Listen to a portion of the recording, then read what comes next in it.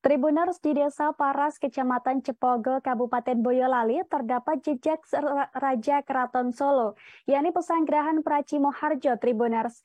Pesanggerahan ini tepatnya berada di lereng Gunung Merapi yang tak jauh dari Boyolali Kota.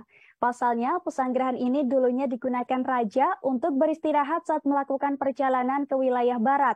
Selain itu, pesanggerahan ini juga kerap digunakan untuk menerima tamu-tamu penting kerajaan. Bahkan pesanggerahan Pracimoharjo juga pernah dijadikan sebagai markas peta pimpinan Slamet Riyadi Tribuners. Dan untuk mengetahui informasi lengkapnya, kita sudah terhubung dengan rekan Tri Widodo dari tribunsolo.com. Silahkan rekan Tri.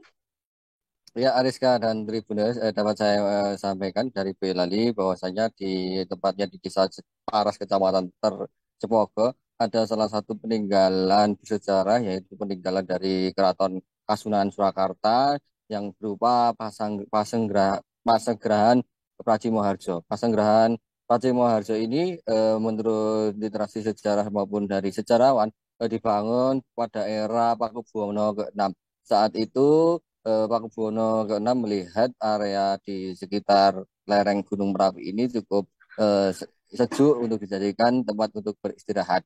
Sehingga kemudian saat itu meskipun baru kecil, namun pada era Pakubuwono ke-9 Pasanggerahan ini mulai dibangun kembali untuk menjadi lebih besar dan bahkan pada era Pakubuwono ke-10 pembangunan Pasanggerahan Pracimoharjo ini masih terus dilakukan hingga akhirnya menjadi sebuah miniatur Keraton Kasunanan Surakarta, di mana Pasanggerahan Pracimoharjo ini lengkap mulai dari alun-alun, kemudian pendopo ataupun rumah singgah maupun bangsal-bangsal yang ada di Pracimoharjo ini sendiri.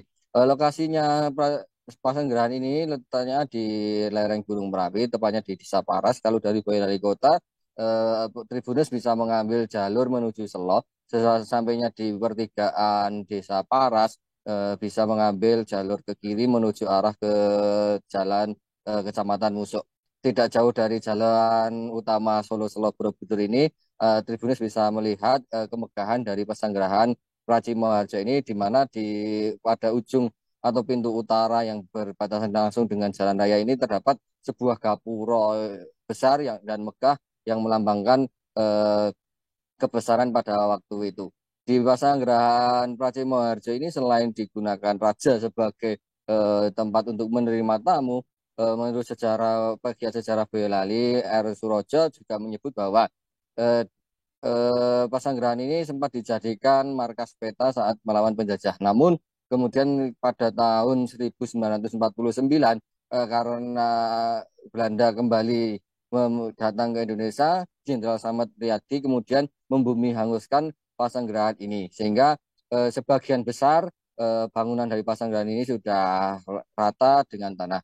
Namun demikian, beberapa bangunan lain masih dapat ditemui sampai sekarang ini, antara lain yaitu 2 buah kolam, kemudian ada sebuah joglo, kemudian ada bangsal-bangsal.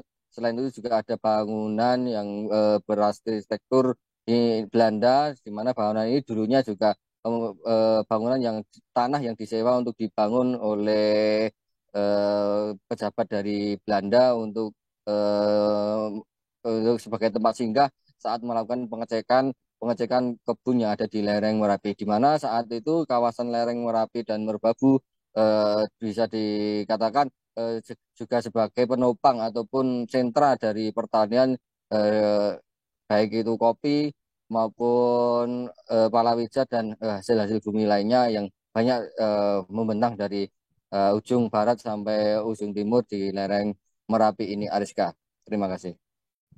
Baik, terima kasih atas informasi Anda rekan Tri Widodo dari tribunsolo.com. Terima kasih sudah nonton. Jangan lupa like, subscribe, dan share ya.